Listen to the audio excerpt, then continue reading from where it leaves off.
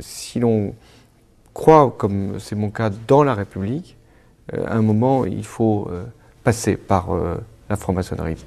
Vénérable maître, Monsieur Jacques Lang, ancien ministre, accompagné de Thierry Jousselin, vénérable maître de la respectable loge André Isaac, demande l'entrée du temple. Donnez-leur l'entrée du temple. Extrait du livre MK par Alexandre Le Breton. Extrait du chapitre 10. Propagande et techniques offensives et défensives du réseau. Les réseaux de pouvoir.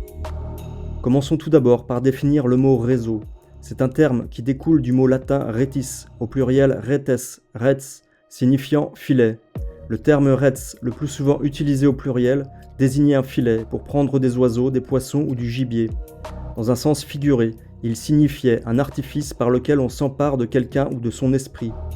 En termes scientifiques, il s'agit d'un ensemble de points communiquant entre eux. Le mot réseau se définit actuellement entre autres comme un ensemble organisé dont les éléments dépendant d'un centre sont répartis en divers points. Une organisation clandestine dont les membres travaillent en liaison les uns avec les autres. Les réseaux se traduisent en un regroupement d'entités, personnes, associations, organisations diverses, etc., qui sont connectées entre elles. Les réseaux sont déployés dans de nombreux domaines, politique, magistrature, médiatique, religion, domaine scientifique et médical, associatif, sportif, etc. Le but de ces réseaux est de regrouper un maximum de personnes et de créer des passerelles d'un réseau à l'autre. Ces réseaux peuvent être plus ou moins apparents et même totalement occultes. Ce système de fonctionnement n'est pas en soi quelque chose de négatif et se révèle généralement d'une grande efficacité. Cependant, nous vivons à une époque où des réseaux élitistes servent tout simplement à asservir une masse d'humains se situant en bas d'une grande hiérarchie pyramidale. Les connexions entre ces différents réseaux comme la franc-maçonnerie, les différentes loges lucifériennes, les organisations mafieuses et certaines communautés sectaires et religieuses sont à la tête de ce que l'on peut nommer un méta-réseau, qui semble structurer notre société actuelle. Un méta-réseau organisé pour contrôler et manipuler la société à tous les niveaux, d'une manière globale, ceci afin d'établir un nouvel ordre mondial, le règne du Dieu civilisateur et libérateur, Lucifer. La franc-maçonnerie est une des organisations qui a construit le plus puissant et le plus étendu des réseaux. En effet, ses membres sont présents sur tous les continents et dans tous les domaines, notamment les milieux les plus influents, politique, justice, humanitaire, renseignement, médias, enseignement, santé, police. La franc-maçonnerie forme actuellement une sorte de structure de notre société, un maillage qui passe autant par les banques, l'administration publique, impôts, sécurité sociale, etc., jusqu'à l'éducation nationale et les tribunaux. 2 points essentiels. Il fonctionne comme une courroie de transmission qui se charge de transmettre les informations d'une section à une autre lorsque cela est nécessaire. C'est donc un réseau qui quadrille toute la société, avec des ramifications multiples et des pions qui peuvent être déplacés selon les enjeux. Une des caractéristiques de ces sociétés secrètes, mais aussi des services de renseignement et des projets gouvernementaux classifiés, est de maintenir un cloisonnement des informations au sein du réseau. L'organisation hiérarchique pyramidale participe à ce cloisonnement. En effet, chaque individu du réseau reçoit uniquement ce qui, entre guillemets, est bon à savoir pour lui, c'est-à-dire qu'il n'accédera qu'à ce qu'il a besoin de connaître pour faire son job. Il reste ainsi totalement ignorant de la globalité du ou des projets, ne recevant que le strict nécessaire en termes d'informations pour le travail qu'il effectue à son niveau. Face à ces réseaux, notamment maçonniques, il est difficile d'établir une notion de contre-pouvoir, tant les membres, les frères, sont systématiquement présents dans chaque organisation et dans chaque parti politique, soi-disant opposés, tout en sachant qu'ils ont tous prêté serment pour servir les mêmes intérêts occultes, et pour se couvrir systématiquement les uns les autres en cas de pépin.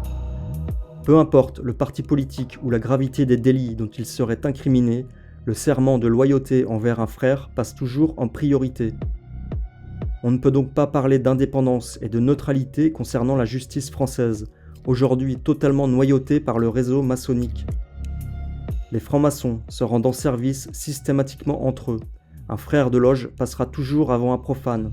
Nous avons donc affaire à une sorte de conflit d'intérêts maçonnique généralisé, extrêmement nuisible à notre société et au bon déroulement d'une véritable justice censée être rendue au nom du peuple. En prenant leurs fonctions, chaque magistrat et chaque avocat prête le serment de rendre une justice équitable pour tous les citoyens. La question qui se pose aujourd'hui est celle-ci. Est-ce que le serment maçonnique, cette solidarité systématique entre frères, ne viendrait-il pas faire obstacle à la manifestation de la vérité dans de nombreuses procédures judiciaires ? Il est à noter que l'Italie et l'Angleterre obligent les professionnels du droit à déclarer leur appartenance à toute obédience maçonnique, ce qui n'est malheureusement pas le cas en France. Les membres des réseaux occultes peuvent aussi se manipuler les uns les autres pour divers intérêts. La technique du renvoi de l'ascenseur permet de rendre redevables des personnes à qui l'on a rendu service à un moment opportun. Les informations compromettantes contenues dans de lourds dossiers permettent également de maintenir une pression et un chantage constant sur les membres du réseau. Les dossiers pouvant même s'étoffer par de véritables pièges, comme des photos ou vidéos prises lors d'une situation sexuelle où l'on introduit des enfants, permettant ainsi de maintenir un chantage et un contrôle permanent sur la personne. Comme on dit, ils se tiennent tous par la barbichette, pour ne pas dire par les couilles. Les membres du réseau sont conditionnés à obéir et à se taire, car généralement tous impliqués dans de sales affaires. Beaucoup souffrent de troubles dissociatifs liés à leur petite enfance, leur faisant perpétuer des actes ignobles, ce qui renforce les dossiers qui servent à les contrôler et à les maintenir au silence. C'est un cercle vicieux dans lequel la loi du silence règne. Le trafic d'influence de ces réseaux est particulièrement virulent dans le milieu judiciaire, et pour cause. Hubert Delompré, l'administrateur du site denijustice.net, dénonce par exemple les signes maçonniques insérés dans certains courriers circulant entre magistrats. Ces signes, nommés la triponctuation, indiquent au destinataire qui lira le courrier qu'il peut porter une attention toute particulière au paragraphe situé entre deux de ces signes. C'est-à-dire que le contenu s'impose à tous les frères et qu'ils devront tout faire pour que le message aboutisse, que le jugement soit justifié ou non. C'est ce que l'on appelle du trafic d'influence. Et lorsque les courriers contiennent ce genre de signes, le jugement finit toujours par une condamnation en défaveur du profane. Chantal Arnaud parle dans ces cas-là de jugement maçonnique, c'est-à-dire que de fausses informations et allégations sont apportées par les juges eux-mêmes, qui se permettent d'écrire tout et n'importe quoi. Selon elle, ces pratiques concernant certains magistrats peuvent être attaquées pour faux, tant les manipulations sont flagrantes.